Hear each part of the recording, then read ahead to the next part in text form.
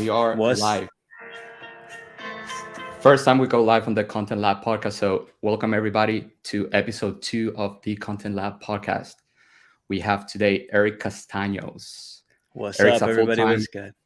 full-time graphic designer and media creator. He's the owner of Orale Collective Studio and owns a clothing brand called Castaños. As you can see, I'm repping it today.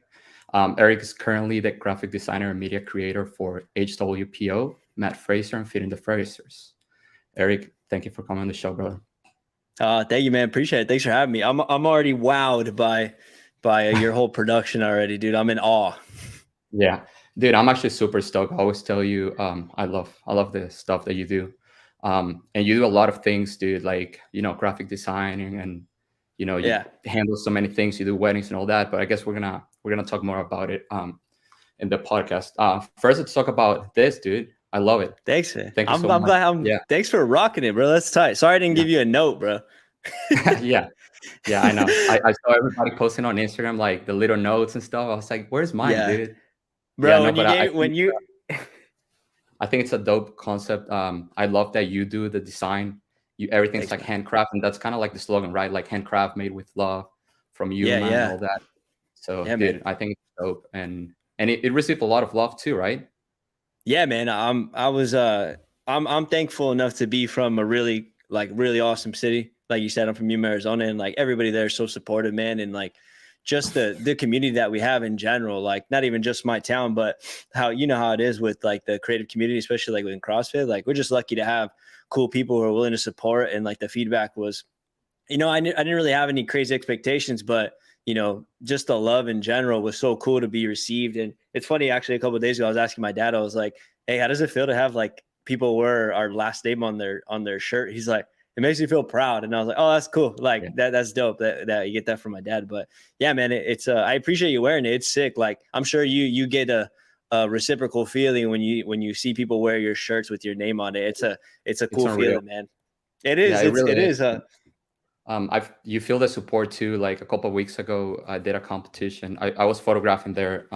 It's called Beach Brawl, and it was cool to see Yeah. a lot of people just supporting, and they do it just for support. Like, yeah, the shirt. I mean, my shirts are not as cool as yours because obviously I don't Nah, do the man. design.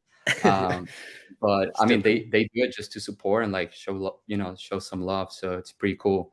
Yeah, man. Dude, the first time I was introduced to your graphic designing like part of the business was I think it was a project you did with Josh Bridges. Oh shit, that's funny. That's Yeah. cool that you know that. That was how long ago was that? Shit, man. Like I want to say like 2018, if not 2019. It was before the pandemic for sure. And like I didn't even know who he was, but it had been like prior to like 2018, 2019 for sure. Yeah, I remember seeing it on Instagram and I was like, dude, this is different. Like it's not like your typical like logo and kind of like just typical stuff. It just looked really dope, really really different. And when I was doing some research and I noticed that I mean it was just you doing it, like you did the design and all that. Thought it was Yeah. dope. How do you like get started with that? Do you go to school for graphic design or something? Yeah, so like the designing, yeah. So I actually went to school like immediately after high school. Like I had no idea what I wanted to do. I've always like illustrated and just like drawn like on people's backpacks and stuff like that. And I remember it was like senior year. My mom was like, "What are you gonna do for? What are you gonna do? What are you gonna go to college for?" It's like zero idea. And at the time, there was like art institute, like people were coming to your high school, and like giving you the whole shebang and the whole interview stuff. So I went to school. I got sucked into the art institute thing, and I went to the art institute to study graphic design. And at the time, it was really cool. It was like everything was changing to like a digital platform, and we were learning like it was the last like designers needed to learn about like coding and stuff. But for us, like it was cool. We got introduced to like tracks, so we were lucky enough to like I have a graphic design major with like a couple of minors in like illustration and like typography. So it was really fun for me to like find a way to apply something that I've always done in like illustrating and drawing and using it as like a profession. It was really cool. And it totally happened by accident. It was like something that my mom really pushed because she grew up, my mom studied fashion And I think, got some of that stuff for her, and she realized that'd be something that I'd be okay at. And thankfully Yeah. she, moms know best, dude. Yeah, I feel like that's something you have to be born with it. Like, yes, you can practice drawing and all that, but having that creative mind and just, I don't know. I mean, Yeah. it is really impressive. And what do you think? You think it's something that you just have to like, be talented at, or it's something you No, can like man. learn? I honestly, I subscribe to the notion that like everybody is creative in their own way, and I can teach, like, not me personally, but you can teach anybody the same, rules and design. Like, there's this, it's a lot of similar things. Like, I remember learning a lot of the similar things in high school in like art class. Like, I didn't even take art classes until like senior year of high school. I mean, I took like art classes, right? But like, I took one in high school, and then it was like you learn the elements of art, and it's like texture, color, like a lot of things that we see now online. That's the beauty of the internet and like social media, is like you get to learn all these things by, looking at them secondhand. But, you know, you can teach people those things and they can apply it to their craft, whether that's design, photo, and you're starting to see more creatives that are attuned to those things, because those are the things that make things visually beautiful. And if you can understand those things, it doesn't matter what your substrate is, you can apply it to it. So I don't think you need to be born with it. I think the fact that I inheritedly, I knew how to Yeah. draw helped my tool set as a designer. And I've used that my whole career so far. And some of my Yeah. favorite designers like John Contino and stuff, like, grew up the same way. And I grew a lot of similarities to him, and I related to him, and I wanted to be very similar to that guy, him as a designer, applying that special touch and that a little bit of me. And a best way to do that, I know, is by hand designing and hand drawing a lot of that stuff. So Yeah, and I can tell you're passionate about it too. So we thanks, have man. somebody asking a question. Where's the next apparel drop? What are you working on the Castaños brand now? That was sick. Thanks. Let me see. Fire. I don't even know how to say that, bro. I suck at reading. Thanks for the question. That's cool. The next drop, I'm working on it for summer. What apparel drop? What are you working on? Yeah, I'm working on a summer drop. It'll be like this sunflower design. I had posted a little bit about it on my feed. It's on my, if you look through my stuff, you can find it. It's a sunflower design that I have going on, and I'm trying to figure out, the right cuts and everything, man. It's like apparel is never ending. Like, I don't know Yeah. how much you've like dove into it. It's like a new thing that like I'm obsessed with, as far as like trying to find the right cuts, the effect that I want, and I didn't even realize small things like hang tags, where it's going to come in. Like, it's a designer's dream, to be honest. Like, you get to design, excuse me, the whole experience. And for me, that's like the most fun thing, to have creative control over like the whole thing. So it's been fun. But I'm shooting for the summer, dude, and it's gonna be this sunflower, some more summer designs. So, yeah. Let's get more in depth with the photography part of your business. Well, Hit me, first let's talk baby. about you, like growing up. I mean, I kind Mm-hmm. of know like where you're from and all that, but just tell everybody like the town you're from and how was your childhood growing up and all that. Yeah, but yeah, for sure. I was gonna call you baby. I mean, you can call uh, me yeah, I whatever can you call you want. whatever I want, dude. Fucking Carlos, dude. I gotta butter him up. I'm from I'm from a small town, Yuma, Arizona. It's like the best way to describe it, it's like 2 hours from San Diego and about 3 from Phoenix. So it's like right smack dab in the middle. Small town, like a lot of charm, and something that I've always enjoyed it as a kid. And growing up, my parents, little did I know, as I grew up, I realized how talented my dad was creatively. Like, he was able to draw. And growing up my whole life, I always thought it was my mom that, we have scrapbooks. I grew up with scrapbooks, and my entire childhood is like documented with, there's like photo, video. And I always thought it was my mom that took those pictures, because my mom, like I was saying earlier, she studied fashion. She was very artistic herself. Didn't like draw or anything, but just had like such a just was so keen to that stuff. Like, she just had it. Like, if you saw her, you could tell. Like, she just was always very well put together. But my dad was a big one too. Like, my dad took all of our photos growing up, and he just knew how to like be in tune to like moments and stuff. And they just put me in an environment to like, my parents were very good about pushing me and my brother it towards the direction that, or, that was piquing our interest. So like for me, I always showed an interest for like drawing and creating. So even like at a super young age, I was like involved in like big art projects, whether it was like elementary school or, and they were always just inserting us in that stuff. And same thing with my brother. Like my brother's actually the polar opposite of me. He's a brainiac. My brother's actually an Air Force. I like to brag about him. My brother's an Air Force pilot. He flies helicopters, and he's a genius. Like that guy, he's a smart one. He's the one that's like, he loved building like Bionicles and Legos and stuff. And so like they would always give him things to to help build his skill set. And same thing, I was very lucky that my parents were just always pushing me to do things that I enjoyed and things that sparked my interest. And and I'm very thankful for that, because the sky was the limit growing up. Yeah, I love what you guys are about in Yuma. I feel like you guys are super proud to be from there. Yeah. Um, I mean, I was checking your podcast too.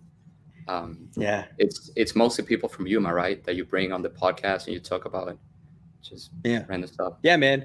And that one, sorry, I didn't mean to cut you off. And that was like a Oh, no, you're big good. one, because like that, like, man, like when you're from my town, like, and I'm, maybe people relate, like, that are from small towns, like growing up, man, like people always wanted to be from California.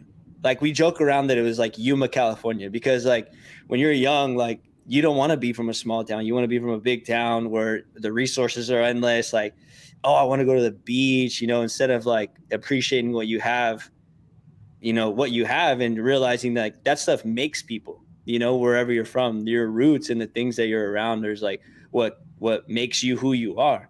And I think as I got older, I realized that, well, I think at a young, like when I left home for the first time for college, I realized that. And I was like, oh no, this is like who I am. This is like what made me. And like leaving it was really eye opening. And like traveling now is really nice, because, it really makes you appreciate what you got. And I feel thankful to have what I have. And like, I understand as I travel the world that like not everybody has like such a nice community like that. And, it makes me very grateful. And it's cool that people like you notice, and it's cool. Yeah, where are you at right now? Are you over I'm there? in Vermont right now. Okay, nice. Yeah. My Yuma is very bright. So like if I was back home, it's like the sun is peaking nonstop. But right now I'm in Vermont working with Matt. So Awesome. That's dope. All right, let's talk about what I feel like most people in the CrossFit industry know you for, which is the media that you create, the photos. I remember telling you yeah. Waterpalooza, I'm like, dude, I think you might be my favorite photographer. And I'm not joking. I mean, I have many photographers that I look up to. Yeah. Obviously, you're one of them, and I think the what you bring to the industry is different. You know what I mean? It's something that Mm. I feel like nobody has seen before. Like the colors that you have, the foreground that you use, like the way you compose photos, and all that. It's Mm. just really dope. And I mean, obviously, there's some more people that bring something similar. Like, we're all influenced by somebody else. But your Mm. stuff, like I see a picture and right away I know, okay, this picture was taken by Eric. That's tight. Let's talk about like when do you start taking photos? How did I Yeah. start? Was that something you did like since you were a kid, or kind of like it just happened?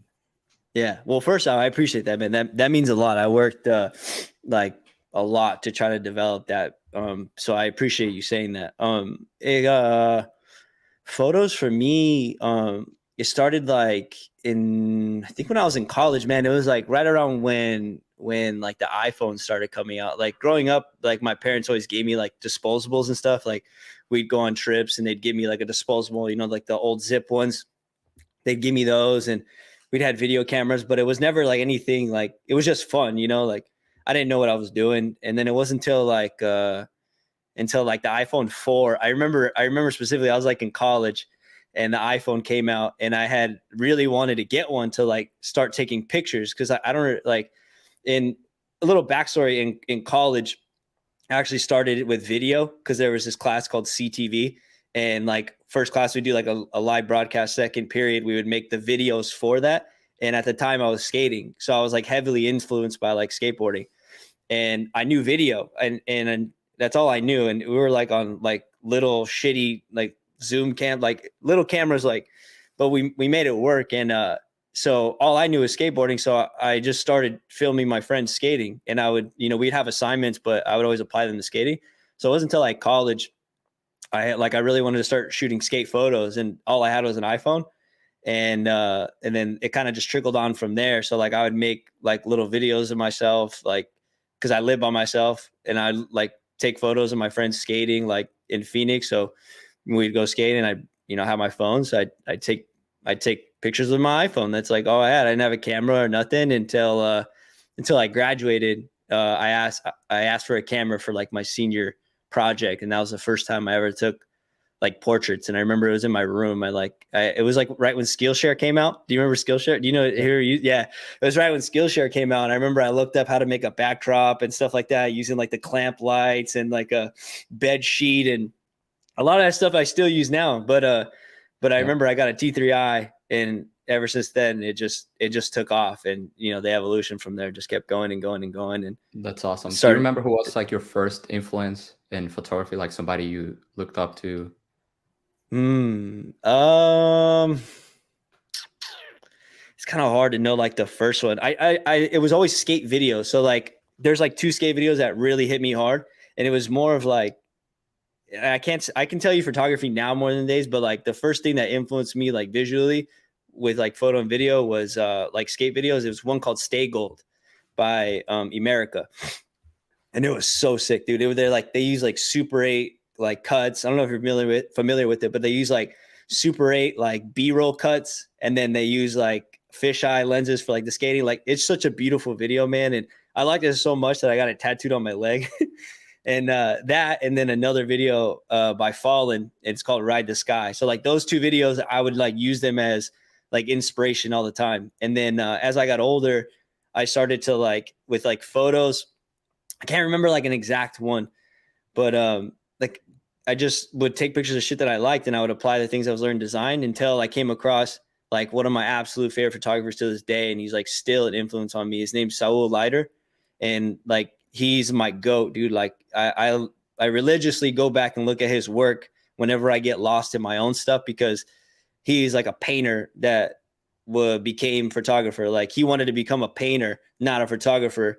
And it wasn't until like his later days as a painter, in later days in life, where they started realizing like, oh shit, this guy's a really good photographer. And you can see it through his images. Like he was able to transfer all those things he learned through art into his photos, where, if you see his work and study him a little bit, you'll see not only like my deep appreciation and inspiration from him, but also like how those skills just seamlessly transition to his photography. And I think it's so cool. And if I could even, do a similar thing in my way, like that'd be cool. But Saul Leiter is like my number one guy. That's awesome. And Yeah. currently, obviously, like we know that you are a media creator for Fraser, HWPO, but you also have your own studio, like it's called Orale Collective Studios. Yeah. Say it your Talk way, to me baby. about, yeah, talk to me about that, because I know you do weddings as well and all that. And then we're gonna get more in depth into the whole HWPO and like how you got involved into CrossFit. Yeah. So prior to like the whole CrossFit thing, I did like, like the weddings and freelance everything, photos, videos, design. And a really good buddy of mine back home, his name's Jared Delgadillo. He had been doing the same thing, similar stuff. And myself, I needed a space to do, just to work out of, and my buddy and I, we had been working together so much. Like he'll do the video for stuff, I'll do the photo. We were just collaborating on everything. And then we decided like, hey man, like maybe we should look into getting the studio. So we played with the idea for like a year, and I was not in, like, I wasn't down for it. Like I was scraping with money, like, when you're getting started in the freelance world, like every dollar counts. So I wasn't down for it, but he was 100% in for it. So I was scared for like a year. And then we finally came across this, I don't even know, excuse me. I don't even know how big it is. This thing is like 300 square feet, man. It's tiny. Like the studio's tiny. And we came across it for a pretty good deal because a buddy of ours was the landlord. And Jared was like, what about this? And went in there, and the space looked like shit. It was all brown, and like the roof was purple. And there was like it used to be an old massage studio. And then we went in there, and I was like, I walked in, and then we went to go look at it, and I was like, it's perfect. I was like, if we just knock this shit off, like, you know, we had a vision for it, and we knocked everything down, painted it white, and we made it our little home, man. And we, you know, we were starting to shoot little minis out of there. We did a lot of shoots out of there. You know, there was a place for him and I to, you know, put some desks in and collaborate, and people would come and hang out, man. It was it was pretty awesome. And we still have it right now. We just, you know, he works for Born Primitive now, and he does stuff back home. And, you know, I work with Matt and travel. And we have a buddy that works out of there. His name's Danny Rodriguez, and he's another media guy, and he does a lot of stuff as well. And, you know, he works out of there. So yeah, we have a studio back home that is a little lonely, but our buddy's taking over it right now. So, And yeah. how do you get involved in CrossFit? Like the whole So CrossFit world? yeah. So CrossFit, so I had worked a couple different ways. I had worked my first job, like big boy job. I had worked at like a digital marketing agency, and I met a really good friend of mine now. Her name's Michelle Giannino. She was like one of my first bosses. She like worked right across from me. She was like my project manager. And you know, time passes by. She left the company. She ended up going to work for a company called X Endurance, and the supplement company. So she went to go work for X Endurance. And prior to my freelance job, she'd always like give me little jobs here and there, helping me out. And I had never done CrossFit. Like I didn't know anything about CrossFit. And then, so it's kind of like a double-edged sword, like a double thing. So then that was happening. I was working for X Endurance. And then I had moved back to Yuma after, you know, living away for so long. And a friend of mine from a long time ago, Steven Garnica, who is, you know, now is just one of my best friends. He owns a gym back home. And so I started doing CrossFit slowly, and started shooting the gym a little bit. And then in the same time working with X Endurance. And then one year X Endurance had asked me to 2019, they had asked me to go to the games and, you know, shoot some of our athletes, and shot some lab management athletes too. And then from there on, it was, you know, 2019, and then it was off from there, man. Yeah, awesome. And how do you get involved with Matt? Because that's the first time I met you in person. Well, Yeah. as I told before, I saw what you did for Bridges, but I think at that point I Yeah. didn't even know you took pictures. But the first time I actually like met you was at the games this past year in 2021. Yeah, in Madison, Mhm. and you were shooting with Matt. So how do you get Yeah. in touch with them? How did the whole relationship start? Yeah. So like the Matt thing, so I was never like, I was like, it wasn't a big, like, I wasn't attuned to like CrossFit culture. Like I didn't know a lot of the history and stuff, like, honestly. And because I had just done it, like I had been introduced to it locally. So I didn't know all the history. I didn't know like what Matt had done, nor like, I knew he was like the fittest, and I knew he was like a big name, but I didn't like understand to like what magnitude. Right.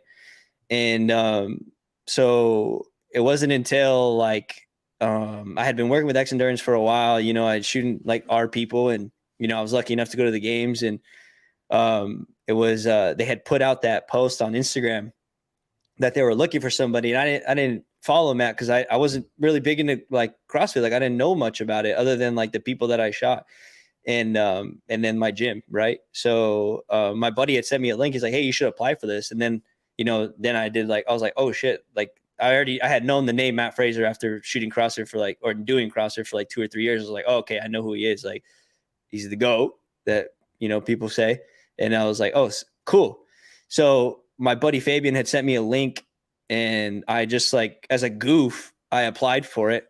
I was like, okay, there's no way. And backstory, the reason why I say it was a goof, because like a month before I had gotten like a fake email from Luke Combs saying to like go, the country singer. Yeah, dude. Yeah. It was like a fake email saying to like come shoot him on tour. And like all my friends were like, dude, that's sick. You're gonna go shoot for Luke Combs. I was like, yeah, I know, it's crazy. This is like a big break for me. And and it turned out to be fake. So like this whole like, so I was just like kind of shot in the dark. I was like, you know what? I'll just apply for this. Like it'll be cool. And at the time I wasn't sure if I was gonna go to the games with X Endurance or not. It was like super last minute. And I applied, and a really good buddy of mine had put in a good word for me. And that's Cooper Marsh. I give that guy so much credit. Like he's like one of the best dudes in the industry, and he's the one that's like helped me so much. And even with my apparel stuff, like he's always got my back. Like if you're not familiar with that name, he's amazing. Cooper Marsh is the guy. And, you know, he put a good word for me, and it ended up working out. And Next, you know, at the games with Matt, and then the rest is history, man. Yeah, Cooper is he's an agent too, right? Like he's the Yeah. agent for Daniel Brandon and some other. Yeah, DB, yeah. I'm blanking on everybody, but yeah, Yeah, lab management and all those athletes, man. He's a wicked, solid human being, and I owe that guy a lot. dude, that's dope. I didn't know you didn't know Matt before the games. I feel like that relationship escalated like super quick too, because right after that, I feel like you were traveling with them pretty much everywhere, right? Yeah, I got lucky, man. And like, and I felt stupid like that I didn't like know so much, because I was just like, man, like he's like such a solid human being, man. Like he does so much for people, and he means so much to people. And like, you know, people have that notion of like you never want to meet your heroes, but he's like one of those guys that, you know, you wouldn't be disappointed if you met him. He's everything you think he is, like such a solid human being. And when I met him, it was like just I knew the magnitude of a person he was. So when I met him for the first time, I was like, oh shit, this is Mat Fraser. And I met him. And then it wasn't until I really started hanging out with him more that I was like, man, he's just like solid human being, just a cool ass dude. And you know, it's been, yeah. And then after that, like the whole games thing was kind of like it was a trial error, like a trial run, you know, for future work. And you know, I like to think I did an okay job, and you know, we're here now, and you know, building all the things that we're building. So it's been fun. Yeah, and at that point, was HWPO already a thing at the games last Mm, year? Like, was it? I think it was like just getting started, right? I think so. I'm not entirely sure. Not that I heard of it. I think it's been like a year. They started with hybrid. So all that was Correct. like with hybrid, and then it's only been like about a year. Yeah, So I think because our year. at the games they didn't have like Mal O'Brien and No, no, the other no, athletes, definitely Marconi not. and No, at the time I don't even think he wanted to. And I was naive to all this too, and some of it I'm actually learning as I go too. Like I'm just like I know that when he retired, he had no intentions of coaching, and you can read and see that all over line. He had no intentions of coaching, and it wasn't until all these opportunities came up, and you know, now he's, I mean, luckily I'm thankful enough to be able to see it on a regular basis that, you know, he's like one of the most fascinating coaches to watch. I don't like to throw out the best and stuff because it's very subjective, but I think he's the best. I think he's awesome. But like, it's just fun to watch. It's just fun to watch him coach and just apply and give his expertise on things, and watching the athletes apply it. And it's cool, man. like So we have a question by Kike. sick. Señor. What's up? Cool. You want me to read it? Yeah, yeah, you can read it. I was gonna read Sick, it, but sick. Oh, whatever, man. I was all I right. was never the one picked to read in All class. right. It says, "What's up, boys? Eric, how's the creative process with the stuff you do with Matt? Do you have creative freedom? Is there like any guidelines you need to follow for the brand? How involved is Matt in the process?" Cool. Good question, man. That's awesome. Um, so I'll take this piece by piece. How's the creative process with the stuff you do with Matt? The creative process is really fun, man. Like it's Matt is involved for sure. Like it's his brand. Like whenever we do things creatively, like you know, he's always there. So it's super fun. Like it's cool because now we're developing into like, you know, a little bit more department stuff. So I work a lot with Sammy, and Sammy's like, you know, head of us creatives, but Matt is definitely involved. Like we run everything by him. Like he gets this, you know, he sees everything. He checks off like, you know, we're not at a board and he's like checking all the designs off. You know, he trusts us enough to do that stuff. And you know, big ones, you know, he definitely looks at. But on the day-to-day like design stuff, you know, it's like our team is so collaborative. It's myself, it's Sammy, it's O'Keefe and Matt, like, you know, and Jake. Like, you know, I go in whenever I get a design project and stuff, like, you know, we all collaborate on the idea, and everybody sees it, you know, and you know, shares feedback if needed. But you know, as far as like, you know, when we're all sitting in situations like when I'm here now, you know, if we're making stuff creatively, I like to show them and they get to see it and, you know, put their input and stuff. And Matt will come over, look at the computer, or I'll show him something. And, you know, especially stuff we got going on now. And like, you know, I was lucky enough to design the app, like that stuff, you know, that's Matt sees all that stuff. So, as far as like you have creative freedom, are there guidelines you need to follow for the brand? So I was lucky enough to actually rebrand HWPO when I got to work with Matt. I was lucky enough to be given the task to like rebrand it and give it like a refresh. So and that was a really fun task for me, and I was given tons of freedom on that. Sammy is a big part of like that collaborative process, and she knows Matt in and out. So before we get to show stuff to like Matt too, she helps me figure out a lot of stuff, like help me to understand like the voice, the tone, the reason why, there's reasons to everything, like the textures, reasons to the texture, the color palettes, the reasons like why we use gold sparingly and like why we don't use other colors. Like there's reasons for all that stuff. And, she's given me a lot of freedom to just do my thing. And, they say it all the time. They're like, you guys are the professionals, like, do your thing. And I'm like, I really appreciate that. Cause, coming from like an agency background, there's always yellow tape. And that was a big reason why I left that industry. Cause I fucking being hated, told what to Yeah. do.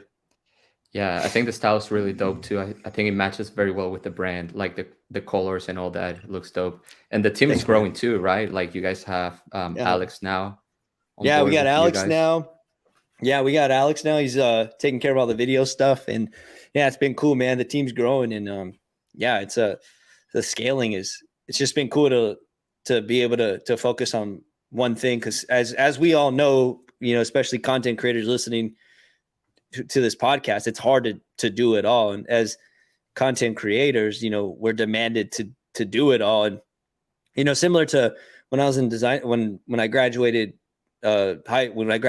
college, they were demanding a lot of us as designers. We needed to be Renaissance men, as they would say all the time. Is like we needed to be, we need to have a lot of skills and a lot of tools to use. And same thing as us as like content creators. They want us to do video, they want us to do motion graphics, take pictures, all that stuff, and it can be pretty hard.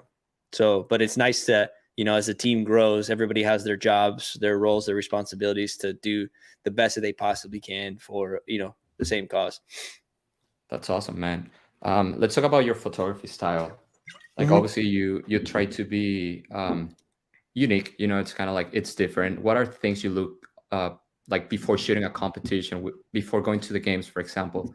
What are some of the Yeah. things that I know, for example, like you do a lot of, you try to get a lot of foreground, you do a lot of Yeah. different things. You try to get like some things out of focus and just kind of like give it a different look. What's your like Yeah. creative mind at that point? Yeah. Good question. Yeah. Like preparation for like games and stuff, really anything, like, I try to have like for me, I definitely like to practice. So like I'll definitely practice, like, cause I don't shoot CrossFit on the daily. I try not to, so I don't get burned out on it. But like I'll before I go to the games or like a big event, or even like recently, right, with like quarterfinals, all this stuff, like before coming, like I'll shoot the gym just to stay loose, especially like with the open. It was perfect timing. Like shot the gyms open, get a little bit loose. Doing CrossFit helps, especially in the CrossFit space, like because you understand like the key moments to look for, and by doing the sport, like when's a good moment. Like if you understand the workout, like, oh shit, like at this point they could be at max fatigue, or like at the end they're going to be dying, or at this point, like you kind of have by doing the sport, you understand, what are going to be nice moments. So mainly watching, man. Like I think a big thing is watching too, and practice being observative. And I think that's a big thing. That's a thing I try to do. And it's really hard, when there's like at the games, especially when there's like a million cameras going on, especially like your first like couple go around. Like I remember my first time there, I was like, I feel like if I didn't have my camera up the whole time, that I was like slacking. But I think with like, you're actually very good at it. I feel I'm like very good at observing and like watching.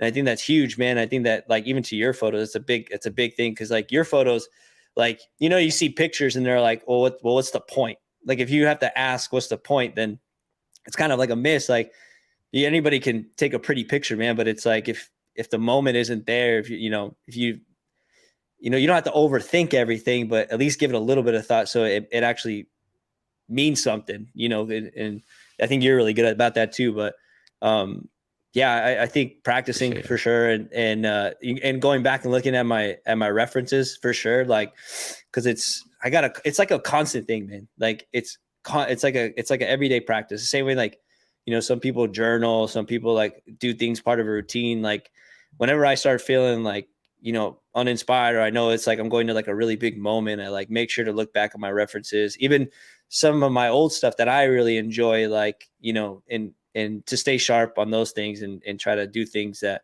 the way I like to do them. And so, Yeah. yeah. No, dude, thank you so much. It means a lot coming from you. But yeah, it's tough because there's a lot of people taking photos at the games. And at the end of Yeah. the day, a photo, you want to tell a story in pretty much just a single image. Yeah. So as you said, I mean, obviously you do the same thing. I try to do things that are unique. Obviously, influence like everything's gonna be influenced by somebody else, but something's gonna be unique that people can see an image and have like kind of like a story behind the image, like what's happening here. People know it like right away. Mhm. And also, so, I mean, obviously it's good to follow the trends and all that about what colors people like and all that, but it's definitely important to have that little like uniqueness that the Mhm. picture is going to tell you the story. Somebody Yeah. said, ask Carlos a question. Don't It's ask so me funny. anything. No, I was I wanted to ask you. I'm glad he asked. Like I'm sitting here waiting for you to be done talking because I wanted to ask you the same thing. On that same note, where do you get your inspirations from? Like anything, Oh, whether if dude. it be style, the way you color, like where do you get your stuff? Because you stick out in the industry as well. That's a good question. I started shooting CrossFit in 2018, I think. So at that Golden point, years. yeah. One of the reasons why I started shooting CrossFit is because I posted something about it a couple, I think it was last week. I Mhm. used to volunteer just as a judge at a competition called Beach Brawl, and Yeah.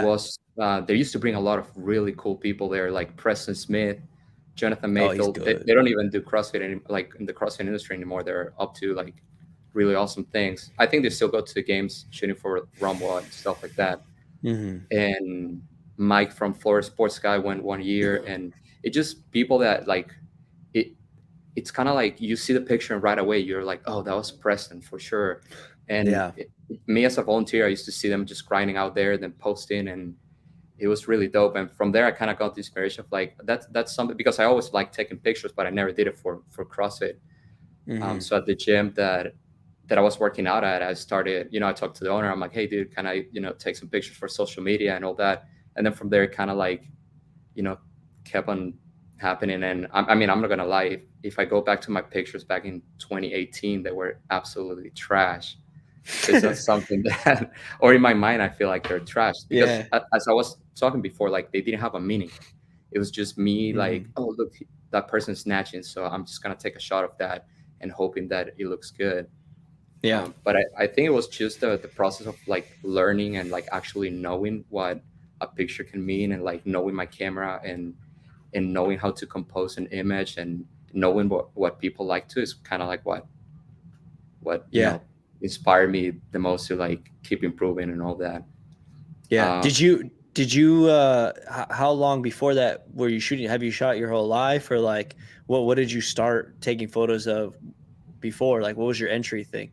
well, it was pretty recent before that. I was always into like making videos. Like I had a GoPro and stuff like that. Actually, video was Hell yeah. probably the first thing that I actually like fell in love with.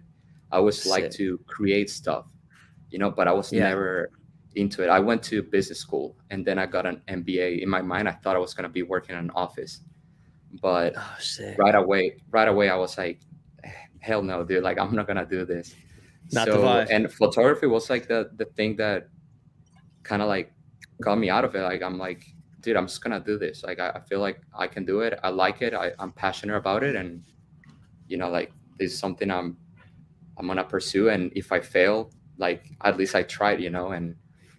And Yeah. as I was talking about the in the first episode with Scott, like dude, like everybody fails. It's not like right away you're taking awesome pictures and all that. Yeah. But everything's a learning process. Yeah, and as soon as you get to see, as soon as you see it not as a failure, as like a learning experience, I think one of your I don't know if somebody had quoted that in like your podcast previously, but like as soon as you stop looking at looking at it as a failure and an opportunity to learn. Oh no, it was somebody else on it. It was forget his name, man. I I think forgot. it was He's Scott. another. Yes, Was it Scott? I think so. Was Yeah, it? he It was might have been talking Scott. that you gotta be hard on yourself, Oh right? yeah, Like that was part looking of at, it. yeah, yeah, like looking at your stuff and not being soft about it. Be like, okay, is it good? Yeah, it's can it be better? Yes, it can be better, and just Yeah, kind of like learning from there. yeah, We man, have and it's another. hard. Oh, No, hit go me, ahead. hit me, Yeah, hit me. It's go ahead. hard as a creative man, like, and I feel grateful to come from like the background that I do, as far as like going to the school that I did, because critique was a big part of our work. Like being able to there's a goal involved with design. Like design there's a point to it. It's supposed to solve a problem. Design, right? And in a lot of ways, when we're out doing a competition, our photos are supposed to serve a purpose. We're not out there trying to, our what we do is artistic in the way that we do it, but they're supposed to serve a goal. We're highlighting our athletes doing certain things. And at times it could be difficult. Like we could be uninspired, that happens. But as soon as you understand that, whenever you feel uninspired, or you feel like you're not doing your job as best as you could, it's it's not a thing to look at as failure, like you suck, or it's in a negative light. Like it can feel negative, like it's very human. But understanding, like, okay, like like your buddy was saying, it's like it's a time to go back. You should be hard on yourself. You should critique yourself. There's a goal involved. Are you doing that thing? And and hard on yourself doesn't mean you have to like be mad about it. It's like it could be a positive thing. It's like, oh no, no, no. Okay, I'm not doing what I need to do. What do I have to do? It could be a fun thing, an Yeah, exciting thing. absolutely. I know it's easier said than done. I know myself. I'm dramatic, and if I not doing what I need to be doing, I go down this whole rabbit hole and start listening to sad music and watching sad movies. No, dude, I agree. For photos specifically, it's harder because in video you can get a lot more creative and just let people know what happened. And for example, if we're talking about the games, you can record a Mm. video of somebody doing the workout and they know what's happening. But in photos, you have, I mean, on Instagram, you have 5 to 10 pictures to show what happened during that Yeah. heat, for example. So how are you gonna show that? That's something like I like to think before the heat starts. So I'm like, okay, I know we have they're gonna be dragging a sled, they're gonna be doing rope climbs, they're gonna be doing some skis, they're gonna bring something back. So that's something I keep in mind, and I'm like, how am I gonna send these pictures to Jen, which is a social media manager for Mayhem, and how is she gonna use these pictures and create a story about what happened during this heat? That's So right cool. before the heat starts, I just think about all that thing, and then I'm like thinking, okay, I know they're gonna be doing this, that, and kind of like from there I go, and then in the editing process, the same thing. Like how am I gonna send this to Jen to the point that she's gonna get it and she's gonna understand? Okay, I see what's happening here, and I think that's Mhm. another thing. It's a pretty cool working relationship because we understand each other, Mhm. um, and it's just pretty cool. That's Does it? important, man. Like, Yeah. sorry, go ahead. Does it happen to you too? Like, for example, before like a workout starts, is that something you're like thinking about? Yeah, like stuff as far as like trying Like, how are you to gonna make a house up. story out of that workout specifically? Absolutely. And especially, the first year in 2019 when I went to shoot CrossFit, like I wasn't familiar like who the athletes were, what their stories were, none of that. Last year, we didn't have so much like, I shot Matt's friends in the space, and I was lucky like to where we had a different experience where I got to shoot. My goal was to document Matt's experience back as not as a competitor. So that was the goal I needed to follow. So that was what I needed to do. This year it's going to be really fun because I know my goal is like our big storyline is our athletes now. It's like these are the first line of HWPO athletes, and especially Mal. Like, well, not especially Mal. All of our athletes like are the same, but Mal's a big one. There's Jason, and then there's Jake, and then there's all the other people that follow the training. It's like they all mean so much, but like, knowing being around, those three specifically, like Jason, Mal, and Jake, like being around them more, understanding, their story, and like knowing the things that they've been working on, the things that they've improved on, you know, like a big thing, like with Mal, like this come out as like, she's been working a lot on like her Olympic weightlifting and, whatever it may be, she's just been working a lot. And me personally knowing a lot of those things, and then seeing them come to fruition and knowing that she's improving, that means a lot. And then so I know what to look for when we're out there. So then that way when we share it online, it's like, oh no, these are things that like are really big, and this moment means a lot to her or him because they've been working their ass off on whatever it is, right? So it's like that's why like putting the camera down actually and watching is a big part of it too, and like listening and understanding. That's like half of like what we do. It should Yeah. be, at least I think, is like studying and understanding like what we're shooting and like being familiar with. And if you don't have that luxury, there's research to be done, but like know who you're shooting and like what's important to them and like stuff like that. So So I've yes, noticed you there like is to share, preparation.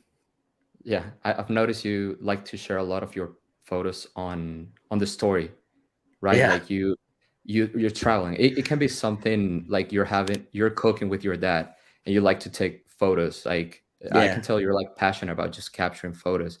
And I think it's really cool how, I mean, I'm not there. Like for example, let's put an example whenever you went to Dubai, right, for the fight. Yeah. I felt like just by watching the stories, like I knew what you were doing. It was pretty cool. It wasn't like a video or anything, but just watching Yeah. the stories, it just made me feel like, oh, dude, okay, that's dope what he's doing right now. So that That's just cool. proves my point that by photos you can tell a lot, Yeah. but you have to know what you're doing.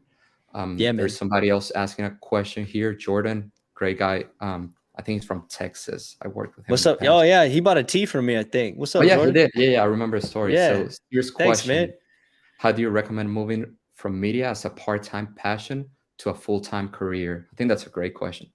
Damn, that's a heavy one, man. How do Yeah. you recommend moving from media as a part-time passion to a full-time career? Recommendations are hard. I think all we can do is tell our own personal stories. I guess through in that there may be like recommendations that I wouldn't do.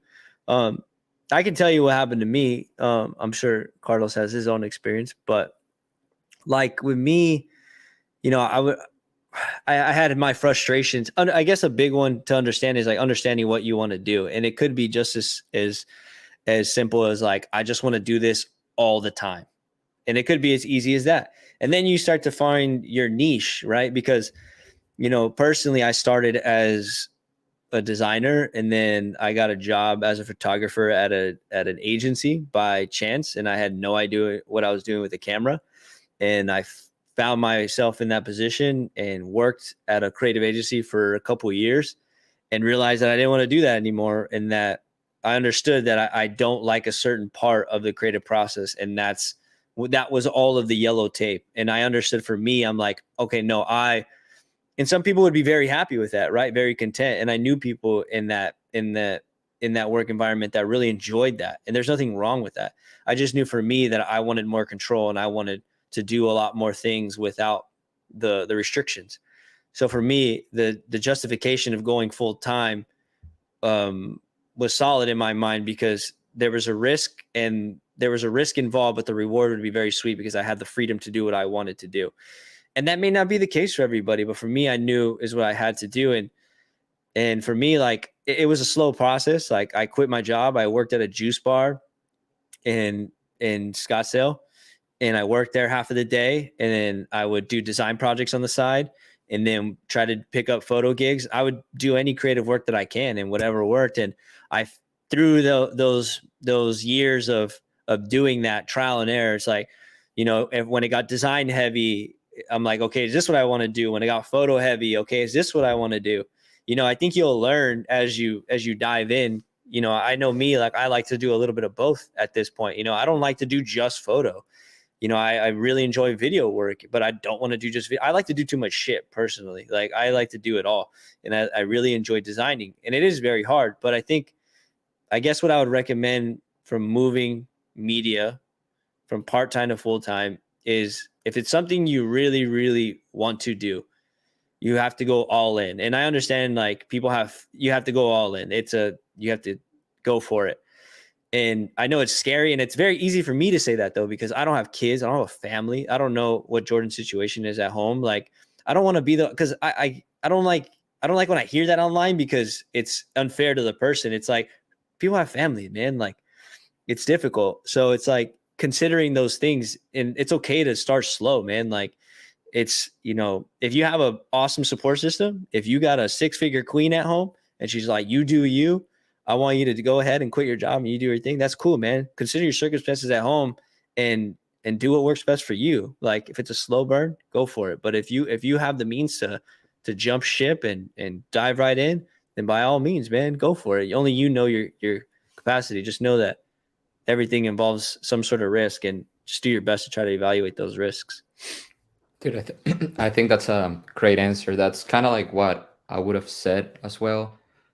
Cool. It's just it's something that, like, I don't know what Jordan's situation is. So having, like, telling him a recommendation right now, like, hey, you should do this, you should do that, is kind of like tough. And Yeah. because you don't know.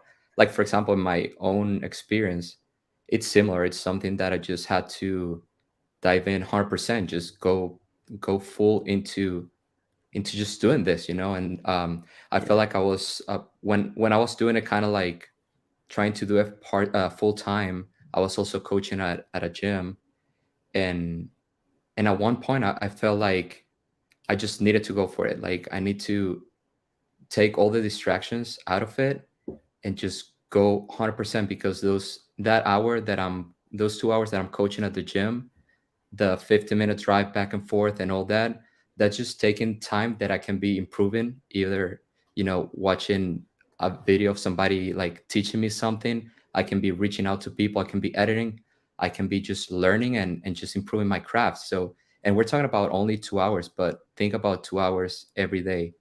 Think about Yeah. 2 hours in a week, add on a month, a year.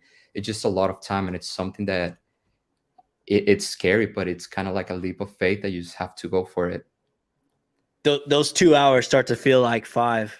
They're just like, dude, I'd Yeah. rather be here. I remember the same thing. I'd work at like the juice bar. I'd be like, dude, fuck this place. Like, and it was not a bad place. Like, actually, my buddy, like one of my really good friends, gave me that job. I remember texting him at my old job. I was like, hey man, I'm gonna quit my job to pursue this. Can you give me a job? He's like, you're on the schedule tomorrow.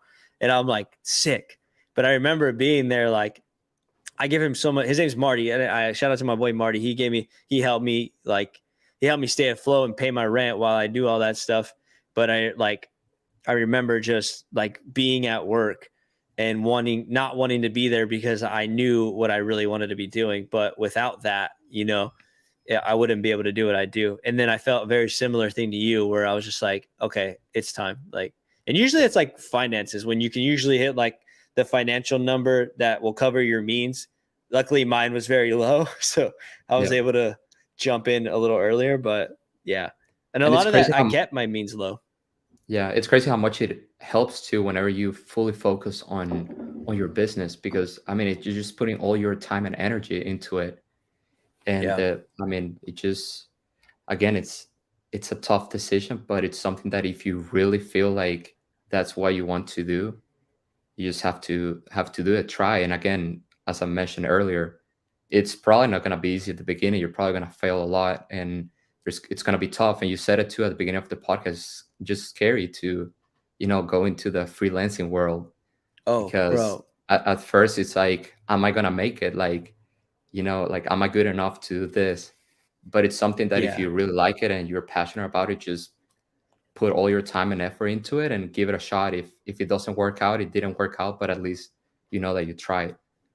bro. For whatever it's worth, like I remember for for whatever it's worth. I remember when I first like quit in like the first couple years, I think all the way to even like, so I started doing like more freelance, I think like about 20, fuck, what was it, like 2014? And it wasn't until like the pandemic where I finally started making decent money.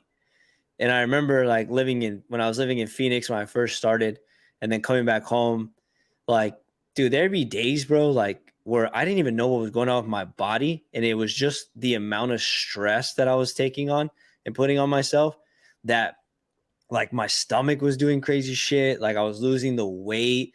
Like I couldn't think right. Like, dude, I had to go to the hospital a couple of times because I thought I was having like a heart attack from like anxiety. Like, it was crazy, bro. Like it was, it was, it was gnarly, like for sure. Yeah. And but it was, all of it was such a learning experience because like now it helps me gauge it helps me manage my own stress and my own thing a little bit easier because I remember, you remember those times as far as like the times, those early days of when you start your career of like, you remember the long nights that you had to do, and like, yeah, we still have long nights, but you remember the nights where you had to stay up all night, you're eating, you hear all the stories all the time, man. You hear all the hustle stories, you hear all the grind stories. They're not that much different from each other.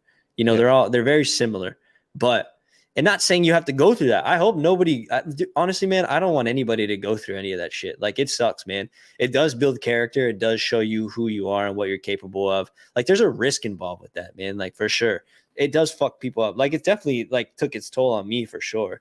Like, absolutely. Like, it did. But I don't wish that on other people. Like, I don't want people to feel that stress or anxiety. I guess like what happens is that maybe that you give a shit so much that you're willing to get that far into your shit that, you don't even realize. Like, I didn't even realize that was happening. I was just like, I feel fucking weird. I can't breathe right now. This Yeah. feels crazy. Yeah. But it works out. Yeah, and it's funny you mentioned the pandemic because something similar happened to me. I feel like whenever I started like feeling that my business was gonna start taking off, that's when Mm, everything hit, shut down and all yeah. that. I was doing a lot of content creation for small businesses in the area and where I live in Pensacola. And then out of Yeah. nowhere, all those, restaurants and all that, they were closed. So what am I gonna do? And I had friends like, dude, obviously like bumped out about it, but I used that time and that moment to keep growing and keep learning. I pretty much said like I'm just not gonna let this like like this is what I want to do and it's just starting to take off.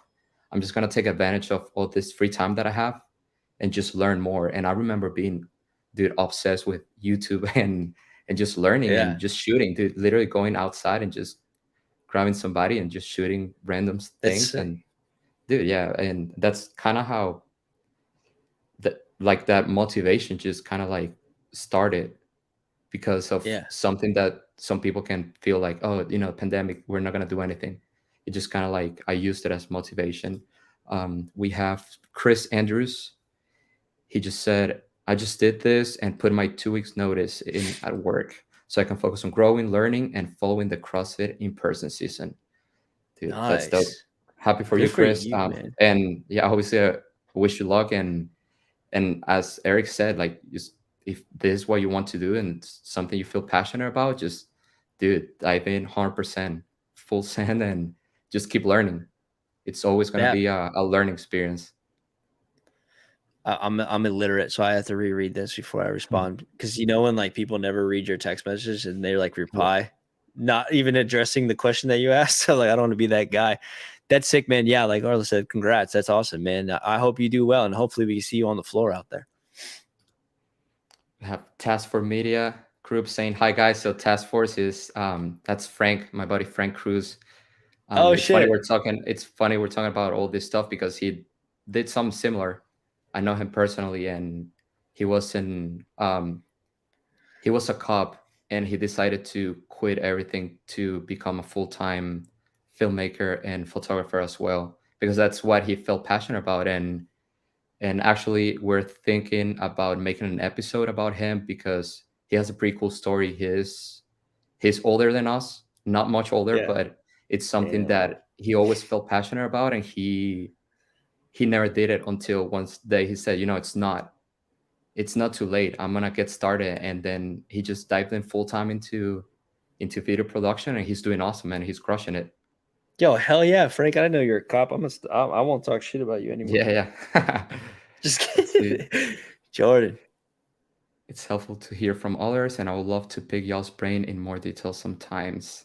I got a high, okay, five-figure queen, by the way. All right. You do?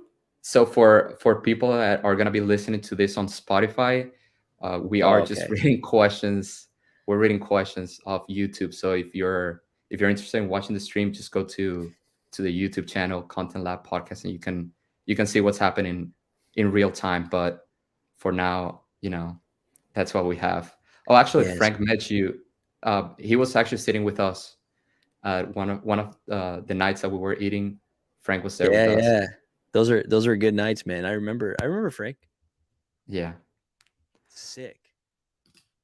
awesome, dude. I So we've remember been that. on for 1 hour. Yo, am I Um, tapped out now?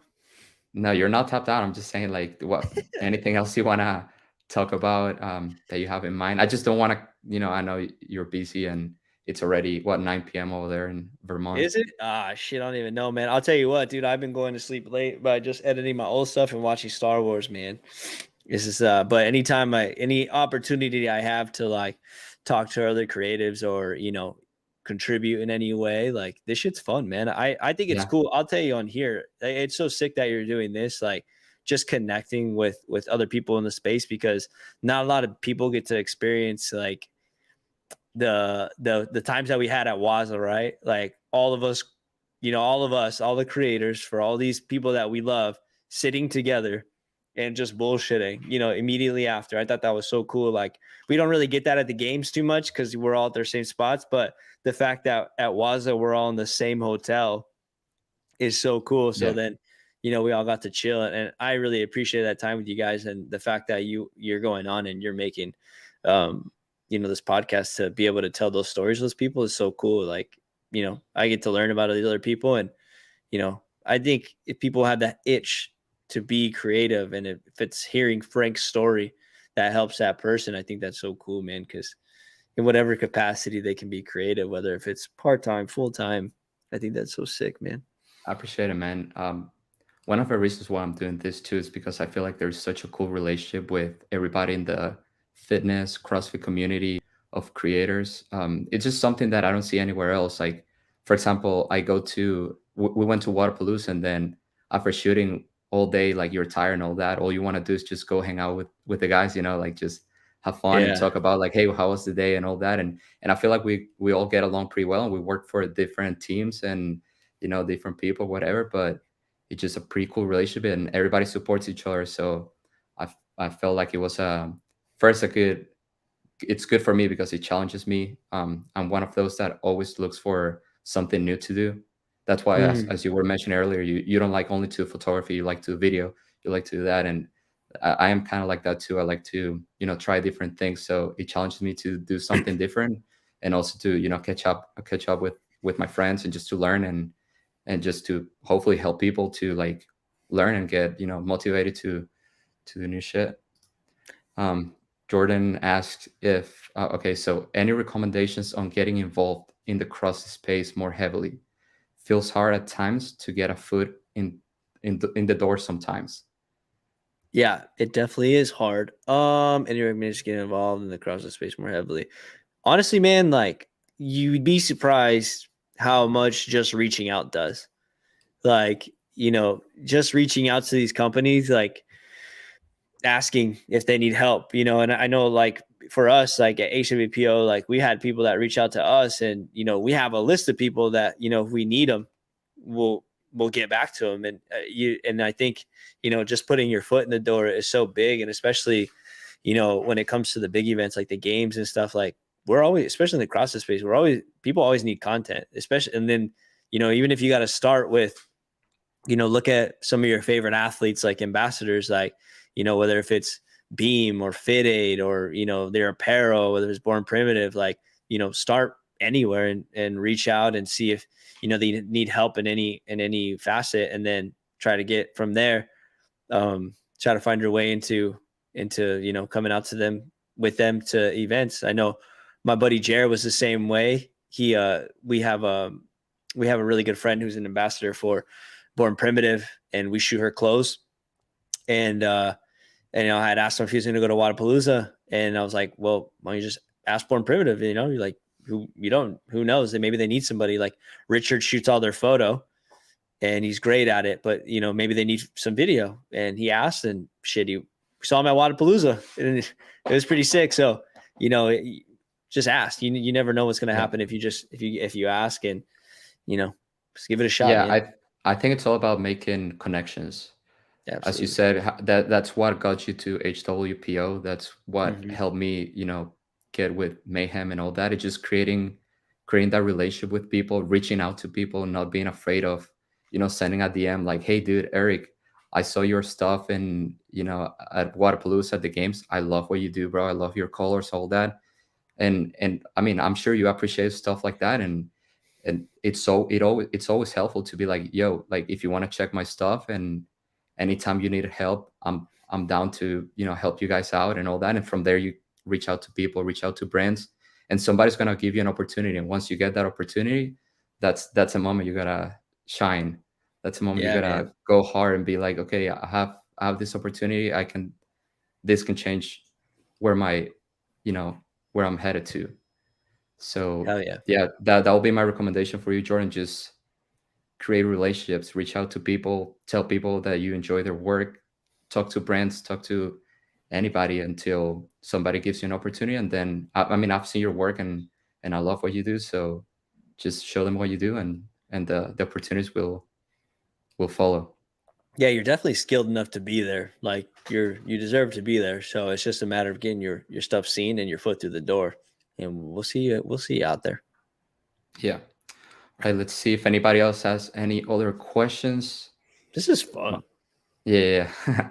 Dude, I thought it was a pretty cool idea to do it live so people can actually ask in the middle of the stream.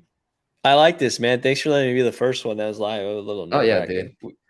We Absolutely. tried to go live one time on one of my podcasts, and this was like 2018, and that shit looked terrible. It is nothing like this. It was like maybe 120 Mhm. DP. It sucked. I don't even think that exists, but it was blurry as hell. Couldn't hear audio, nothing. We just scrapped the whole episode. We even made a joke about it. We're like, it was so bad we didn't post it. Yeah. It's a Yeah. podcasting thing. So Jordan answered. Thanks, bros. Obviously, love y'all's work and enjoy following y'all's Jordan. Thank you, Mad Jordan. love, dude. That guy It's supports been- crazy, dude. Yeah, yeah. All right, He's for dope. everybody listening, everybody on Spotify or on YouTube, make sure you check Jordan's IG. He's dope, It's man. Let's at get him to the games. Jordan Levin. Any brands out there, his stuff is dope. He does a lot of black and white stuff that I love. I've told him before. Hey, man, that Anyways, black and white look, it may get you through, man. Some yeah, people use it sparingly, but we're even using it a little bit. But it might be a time to nudge your way in there, dude. yeah. Be a black and white guy.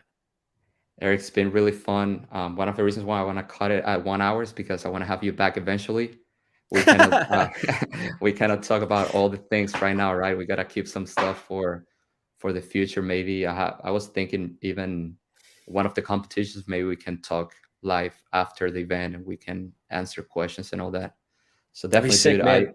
I appreciate having you here, and like again, it's something just getting started. So having somebody like you, somebody I look up to on the show, it's That really means cool.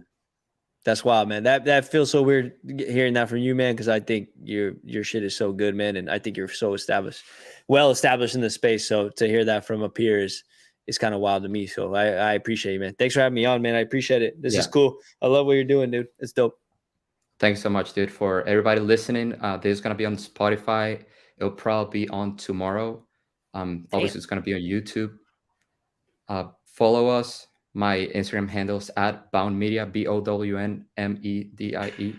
Oh my god, can't even spell Bound Media. And Eric is at Eric Castaños, Yes, sir. how do people say Castaños? Eric Castaños. I know it's How do you Castaños, but say your people last don't. name? Because I feel like they shafted you. Yeah, Bound, like Yeah, brown fuck without the that. R. Don't let nobody say your name wrong, dude. Fuck that. Yeah, Savan said bone. There you go. Look, Yeah. first comment right there. Bone Media. There you go. Yeah. Don't let I them mean, you don't let can them call me. trash you, bro. Don't let them Yeah, trash you, bro. I'm gonna stick up for you. Don't let them trash you, dog. Don't let that shit just happen. just think about brown without the R. So Bound Media. And don't forget to follow us on Instagram as well at Contentlab Podcast. We have already have some episodes planned for Friday and next week. They're gonna be awesome, and I'm probably gonna go live too. I'm not gonna tell you the next couple of guests because it's a surprise, but stay tuned. It's gonna be dope. thanks everybody for tuning in, and see you next time. Eric, anything else you want to add on before we cut it? Nah, man, I appreciate everybody who came on to listen, who will listen, and it's been cool, man. Like, again, I appreciate you doing this. It's going to be cool, and I'm excited to see where it grows, man. I think this is a really cool thing that you're doing. So appreciate you having me on, man. So, brother, looking forward to having you again in the future. All right, later, guys. All right, see you guys. Thank you. Peace.